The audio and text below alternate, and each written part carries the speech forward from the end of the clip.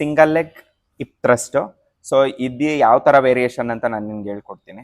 Leg full straight ಮಾಡಿ, ಒಂದು leg ಮಾತ್ರನೇ ಫೋಲ್ಡ್ ಮಾಡಬೇಕು. ಇನ್ನೊಂದು ಲೆಗ್ನ ಪೂರ್ತಿ ಸ್ಟ್ರೈಟ್ ಮಾಡಿ ಮೇಲೆ ಎಬೋ 90 ಡಿಗ್ರಿ. ಎಸ್, ಇನ್ನೊಂದು ಸ್ವಲ್ಪ ಆಗತ್ತಾ? ಗುಡ್. ಕೋರ್ ಎಂಗೇಜ್ ಮಾಡಬೇಕು. ಫೂಟ್ ಇನ್ನೊಂದು ಸ್ವಲ್ಪ near by to glutes.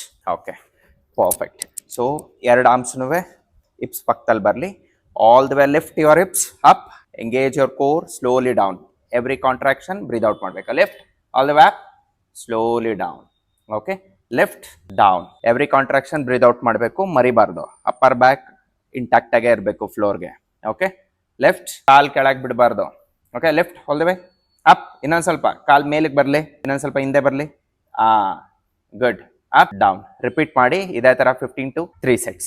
Okay, good job. ಇನ್ನು ಕಾಲ್ ಹಿಂದೆ ಬರಲಿ. ಎಸ್, ಆ ಫುಟ್ ಇನ್ನೊಂದು ಸ್ವಲ್ಪ ಹಿಂದೆ ಬರಲಿ. ಅವಾಗ ಇನ್ನೊಂದು ಸ್ವಲ್ಪ ಮೇಲ್ಗಡೆ ಬರ್ಬೋದು. Good going. Lift down, lift up down. Keep moving.